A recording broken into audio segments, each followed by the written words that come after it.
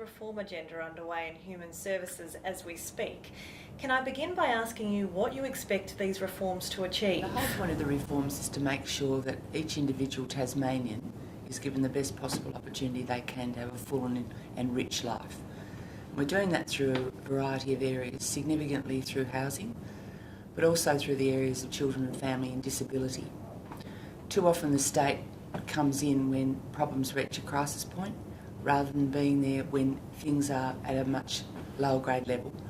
So what we're wanting to do is make sure that we intervene and give people assistance and help when they just need some basic assistance with life issues, not waiting until there's a crisis or a full breakdown of life circumstances to come in as the fixer.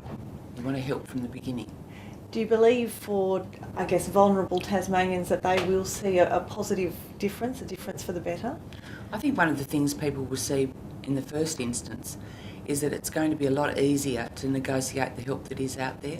At the moment there's a plethora of phone numbers and names in phone books where you can go for assistance.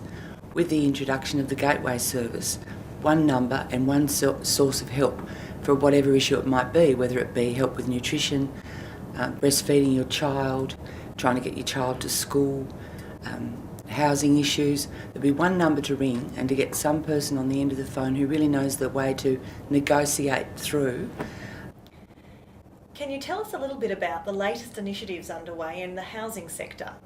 Waiting lists in Tasmania look alarming when you look at the raw data, but if you actually drill down into it, what we're seeing is a number of people saying, I'm having so much trouble with the private rental market, I'm despairing a bit about ever getting into my own home, I better put my name down for public housing accommodation.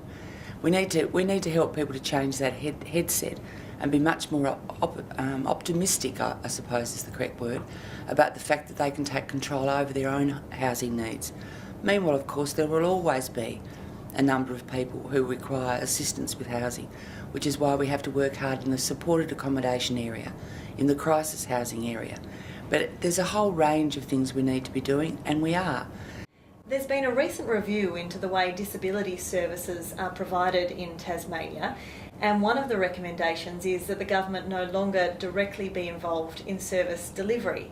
Can you tell us what the implementation of this recommendation will mean? I think one of the major issues we've been facing in the disability area is the state's been trying to do it all. It's been trying to recognise the issues, identify the best way to give assistance to people with disabilities, and then also being the provider.